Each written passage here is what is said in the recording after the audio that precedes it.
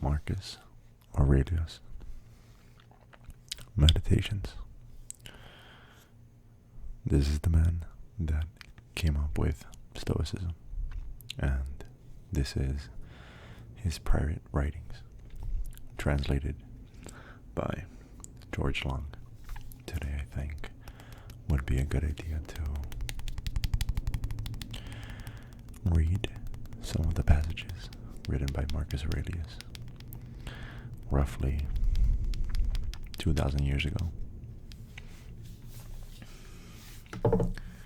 Quite a long time ago. However, most of his lessons carry very true till today, and probably for generations to come. So, great wisdom in this book. Want to do some light tapping for a little bit. It's actually a relatively short book. It's not much of a book, actually. I keep saying book. It's more of a journal.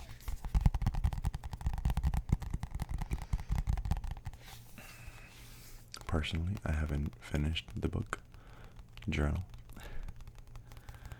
but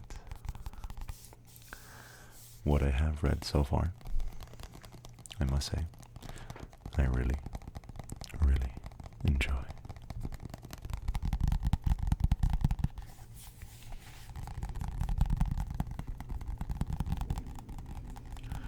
So, sit back, relax, let this airplane pass by.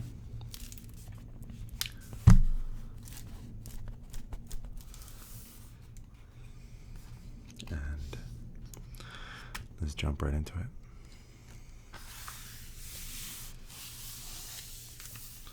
I need to get to the page first.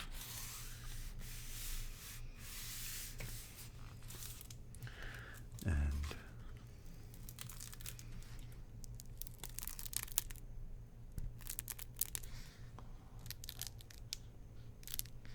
okay, let's begin. Lower the volume down just a tiny bit. So, quick context.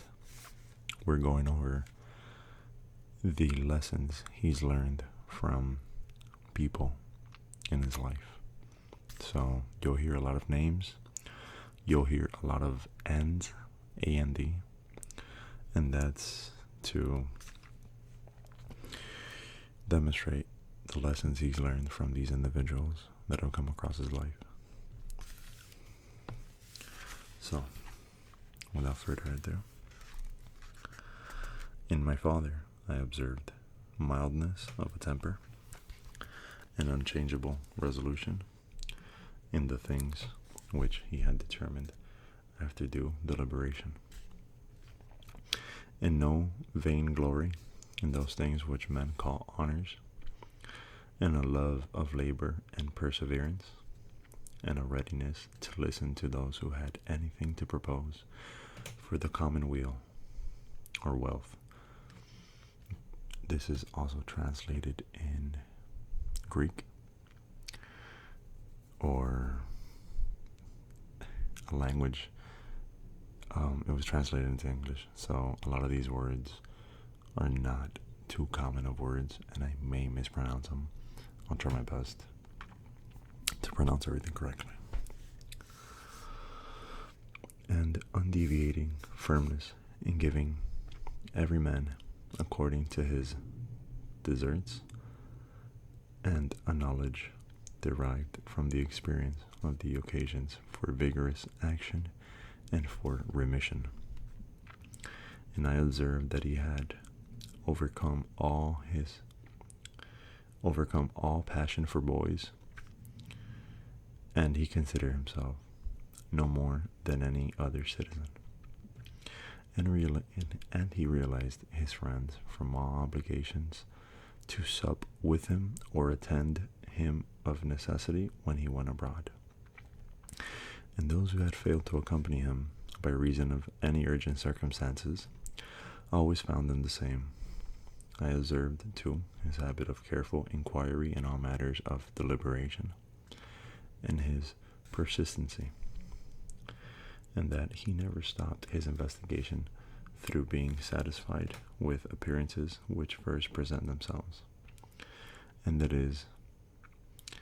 his disposition was to keep his friends, and not to be soon tired of them, nor yet to be extravagant in his affection, and to be satisfied on all occasions, and cheerful, and to foresee things a long way off, and to provide for the smallest without display, and to check for immediately popular applause and all flattery, and to be ever watchful over the things which we necessarily for the administration of the empire, and to be good manager of the expenditure, and patiently to endure the blame which he got for such conduct.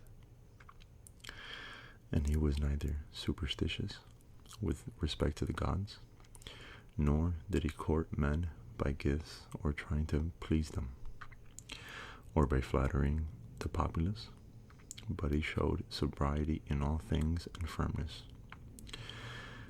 and never any mean thoughts or actions, nor love of novelty, and the things which conduce in a way to the commodity of life, and of which fortune gives an abundant supply, he used without arrogance and without excusing himself. He did not want them. No one could ever say of him that he was either a sophist or a homebred flippant slave, or a pedant. But everyone acknowledged him to be a man of ripe, perfect, above flattery, able to manage his own and other men's affairs. Besides this, he honored those who were true philosophers, and he did not approach those who pretended to be philosophers, nor yet was he easily led by them. He was also easy in conversation. He made himself agreeable without any offensive affection. He took a reasonable care of his body's health, not as one who was greatly attached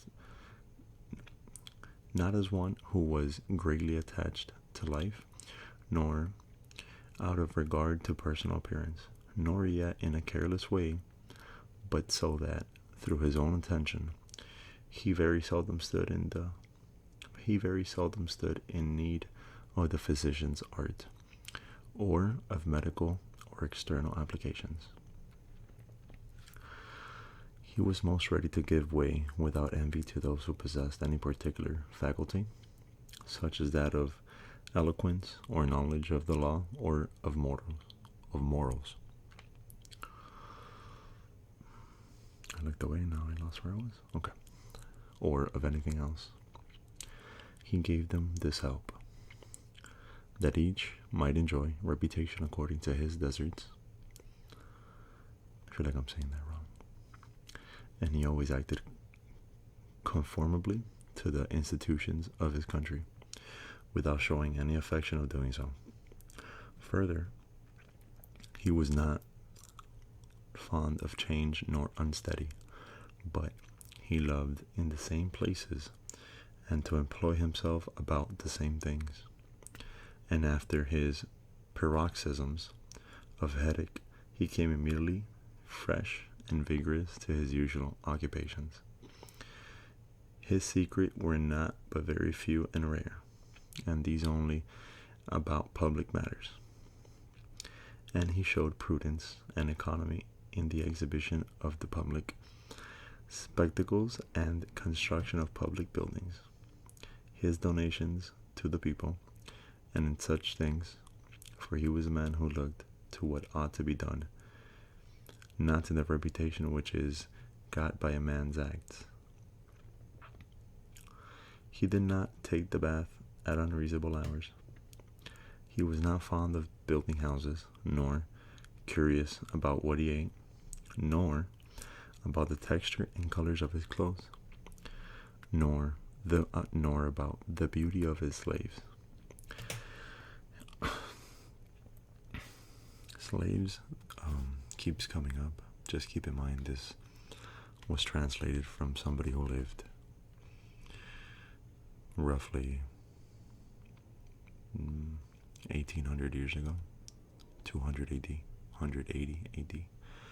So these are very, very different times.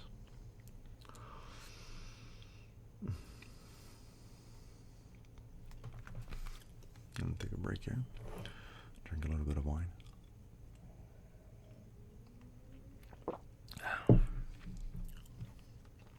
Okay. His dress came from Lorium, his villa on the coast, and from Lanovium generally. We know how he behaved to the toll collector at Tusculum, who asked his pardon, and such was all his behavior. There was in him nothing harsh, nor implacable, nor violent, nor, as one may say, anything carried to the sweating point. But he examined all things severally, as if he had an abundance of time, and without confusion, in an orderly way, vigorously and consistently. And that might be enjoy. I apologize. And that might be applied to him, which is recorded of Socrates, that he was able to both abstain from and to enjoy those things which many are too weak to abstain from and cannot enjoy, without excess, but to be strong enough both to bear one and to be sober in the other is the mark of a man who has a perfect, invincible soul, such as he showed in the illness of Maximus. So, quick recap, because these pages are very, very dense. I'm not sure if the camera will focus in, but there is a lot of information in these pages. And I feel like I should give some sort of brief overview of what I just read and went through. So,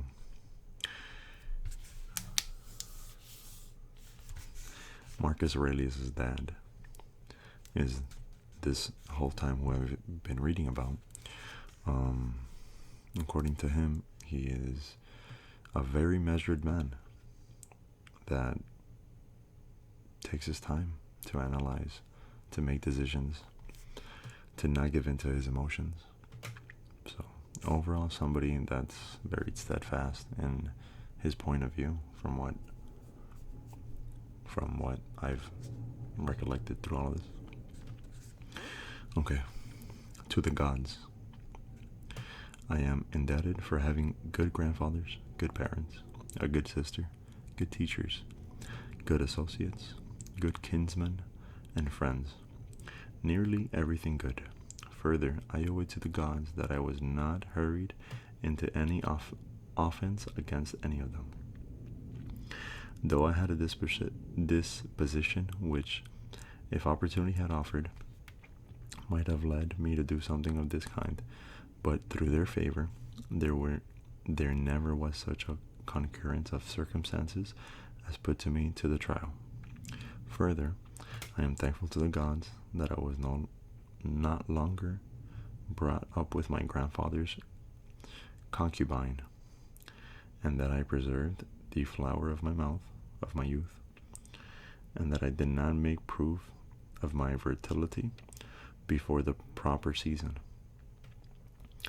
but deferred the time, that I was subjected to a ruler and the father who was able to take away all pride from me.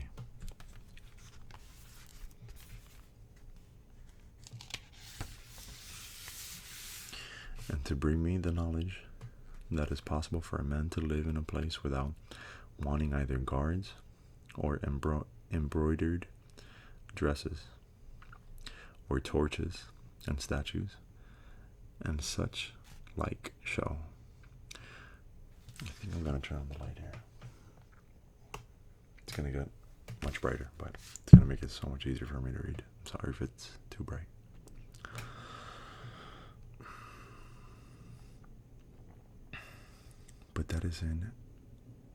but that is in such a man's power to bring himself very near to the fashion of a private person,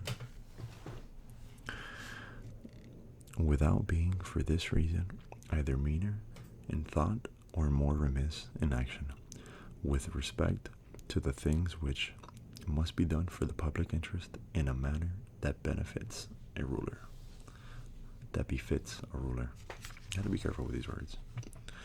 I thank the gods for giving me such a brother, who was able by his moral character to rout me to a vigilance over myself, and who at the same time pleased me by his respect and affection, that my children have not been stupid nor deformed in body, that I did not make more proficiency in rhetoric, poetry, and the other studies, in which I should perhaps have been completely engaged.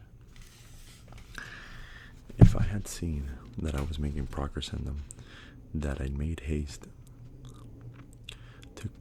to completely engage. No, I'm sorry. That I made haste to place those who brought me up in the station of honor, which they seem to desire, without putting them off, with hope of my doing it some other time, because they were then